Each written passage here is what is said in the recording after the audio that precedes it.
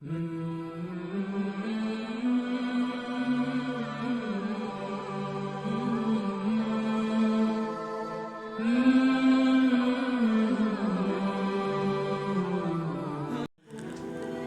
شعیب علیہ السلام کا ذکر بھی قرآن شریف میں بار بار آیا ہے تاکہ لوگ آپ کی سچی باتوں سے سبق سیکھتے رہیں۔ پرانے زمانے میں مدین نامی ایک بڑا پر رونق شہر تھا۔ وہاں کے لوگ خوب مالدار تھے، تجارت اور بزنس ان کا پیشہ تھا، مگر وہ لوگ اللہ سے کافی دور تھے۔ بزنس کرتے وقت کم تولا کرتے تھے اور اسی طرح کم ناپا کرتے تھے۔ اللہ تعالیٰ نے حضرت شعیب علیہ السلام کو ان کے پاس نبی بنا کر بھیجا۔ حضرت شعیب علیہ السلام نے بڑی نرمی اور عاجزی اور پیار سے ان لوگوں سے کہا، اے لوگو، تم صرف ایک اللہ کی بات کرو، ناپ تول پوری دیا کرو، لوگوں کو ان کی چیزیں کم تول کر نہیں دیا کرو، زمین میں فساد نہیں پھیلایا کرو، اور تم سڑکوں پر اس گر سے نہیں بیٹھو کہ اللہ تعالیٰ پر ایمان لانے والوں کو دھمکا دو اور اللہ کے راستے سے روک دو، اور اس میں کجی کی تلاش میں لگے رہو۔ تم کتنے تھوڑے تھے، اللہ نے تم پر مہربانی فرمائی، تم کو اولاد دی اور تم بہت ہو گئے۔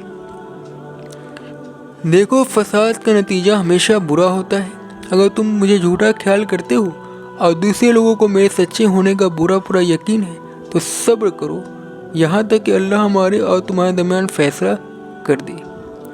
قوم کے دولت مند لوگ، رئیس لوگ اس بات کی نصیحت کو برداشت نہیں کر سکے اور انہوں نے کہا، یہ کس طرح ہو سکتا ہے؟ ہم ان کو چھوڑ دیں جنہیں ہمارے باپ دادا عبادت کرتے تھے۔ مال ہمارا اپنا ہے، اس کو ہم جس طرح چاہتے ہیں خرچ نہ کریں، وہ بھی صرف آپ کے کہنے پر۔ اور آپ ایسے سچے نیک کہاں سے بن گئے کہ آپ کی نماز ایسے ہی باتوں کا حکم دیتی ہے؟ آپ جھوٹے ہیں، آپ پر کسی نے جادو کر دیا ہے۔ اگر سچے ہوں تو آسمان سے ہم پر پتھر برساؤ۔ اور ان کے قوم کے لوگوں نے کہا، اے شعیب، اس بات کا یقین کر لو کہ ہم تمہیں بھی اس بستی سے نکال دیں گے اور ان لوگوں کو بھی جو تم پر ایمان لائے ہیں، ورنہ ہمارے دین میں واپس آ جاؤ، تم بہت کمزور آدمی ہو۔ اگر تمہاری برادری کے لوگ نہ ہوتے تو ہم تمہیں کب کے پتھروں سے مار کر ختم کر چکے ہوتے، اور ویسے تمہارا پر کوئی دباؤ بھی نہیں۔ حضرت شعیب علیہ السلام کے قوم کے لوگ اپنی دولت اور روپے پیسے کے گھمنڈ میں بار بار اپنے سچے نبی حضرت شعیب علیہ السلام سے اسی قسم کی باتیں کرتے رہے۔ حضرت شعیب علیہ السلام نے فرمایا کہ اللہ تعالیٰ نے مجھے سیدھا راستہ بتایا اور اپنی مہربانی سے مجھے حلال روزی بخشا ہے۔ اب یہ کس طرح ہو سکتا ہے کہ جس کام سے میں تم کو روکتا ہوں اسے خود کرنے میں لگ جاؤں؟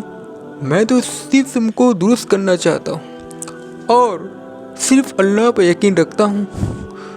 تم لوگ میرے دل میں آ کر ایسا گناہ نہیں کر بیٹھنا کہ تم پر عذاب اتر آئے جیسا کہ تم سے پہلے لوگوں پر آ چکا ہے، بلکہ تم اپنے گناہوں کی معافی مانگو اور آگے کے لیے توبہ کرو۔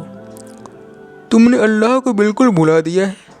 کیا تم میری برادری سے زیادہ ڈرتے ہو اور اللہ کا خوف تمہارے دلوں سے غائب ہو گیا ہے؟ میں نے اپنا فرض ادا کر دیا۔ اگر تم نہیں جانتے تو چند روز کے بعد تمہیں معلوم ہو جائے گا کہ جھوٹا کون ہے اور کس طرح اللہ کا عذاب اترتا ہے۔ آخر اللہ کا عذاب آ گیا۔ شعیب علیہ السلام اور ایماندار والے بچ گئے، اور جو اللہ کی نافرمانی کی وہ اپنے گھروں میں بیٹھے رہ گئے اور ایسے برباد ہوئے کہ جیسے ان مکانوں میں کبھی بسے ہی نہ تھے۔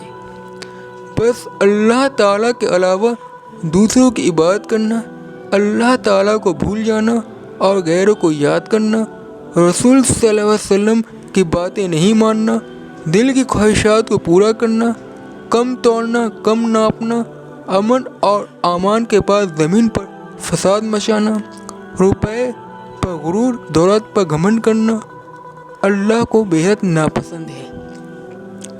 جو لوگ ایسا کرتے ہیں اور توبہ نہیں کرتے، صحیح راستہ اختیار نہیں کرتے، تو آخر کار ایک دن ضرور سزا پائیں گے اور نقصان پائیں گے۔